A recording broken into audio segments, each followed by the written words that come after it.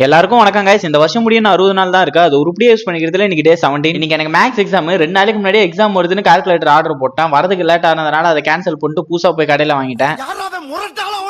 கடைக்கு போன இடத்துல ஒருத்தன் குட்டி கார்டு சில மாதிரி நான் அவனை பார்த்து நான் ஒதுங்கி போனேன். என்ன பார்த்து அவன் பயந்து ஓடுறான். பாவம் அவனுக்கு தெரியல நானே ஒரு பெரிய பயந்தாங்குளின்னு. எப்படியோ இன்னைக்கு எக்ஸாம் ஆரம்பிக்கிறதுக்கு 10 நிமிஷத்துக்கு முன்னாடியே பரிச்சை அறைக்கு போய் உட்காந்துட்டேன். கடைசி 2 எக்ஸாமை விட மேக்ஸ் எக்ஸாம் நல்ல முறையில் எழுதிட்டு வந்திருக்கேன். அதுக்கு முக்கிய காரணம் இவனுக்கு 3 பேர் தான். நைட்டு ஃபுல்லா மண்டையில அடிச்சு சொல்லி கொடுத்தானுங்க. கடைசியில நான் எல்லாத்தையும் எழுதிட்டேன். இவனுக்கு சில கொஸ்டின் விட்டு வந்துட்டானுங்க. இனிமே ஒரு வீடியோஸ்ல அடிக்கடி இந்த ஷேர்ஷா பையன் வருவான்னு சொல்லியிருந்தான். ஆனா பர்சனல் ஒர்க் இருந்த காரணத்தினால ஒரு வாரம் கழிச்சு இப்பதான் காலேஜுக்கே வந்திருக்கான். ஏன்டா வரலன்னு கேட்டா தை சாதத்துக்குள்ள 65 வச்சு ஊட்டி விட்டு காம்ப்ரமைஸ் பண்ணிட்டான். அப்புறம் கிளாஸ்க்கு வந்ததும் அடுத்த பரீட்சைக்கு படிக்கலான்னு பார்த்தா வேற கிளாஸ் எடுக்க ஆரம்பிச்சிட்டாங்க.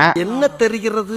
நம்ம தெருவுல இருக்க பி செல்லமுத்து மாதிரி எங்க காலேஜ்ல எஸ் மாரிமுத்து இருக்காரு. கலைமான் போன்ல வாரிசு மூவில வர ராஷ்மிகா டான்ஸை பார்த்துட்டு போய் அவளோட கொஞ்சிட்டு இருக்கான். அப்படியே சாயந்தரம் காலேஜ் முடிஞ்சு ரூமுக்கு வந்ததுக்கு அப்புறமா சொக்காவை மாத்திட்டு ஒர்க் அவுட் பண்ண வந்துட்டேன். கடைசி 3 நாளாவே எக்ஸாம் இருந்த காரணத்தினால சரியா பயிற்சி பண்ண முடியல. ஜிம் போகல. சோ வீட்லயே 100 புஷ்அப்ஸ் 100 ஸ்குவாட்ஸ் 100 கிரன்ச்சஸ் போட்டு ஒர்க் அவுட் ஃபினிஷ் பண்ணிட்டு இன்னைக்கு அந்த நாளை முடிச்சுக்கிட்டா மறக்காம அதை ஃபாலோ சப்ஸ்கிரைப் எல்லாம் பண்ணி வச்சுக்கோங்க. நாளைக்கு ஒரு புது வீடியோல பார்க்கறேன். பாய்.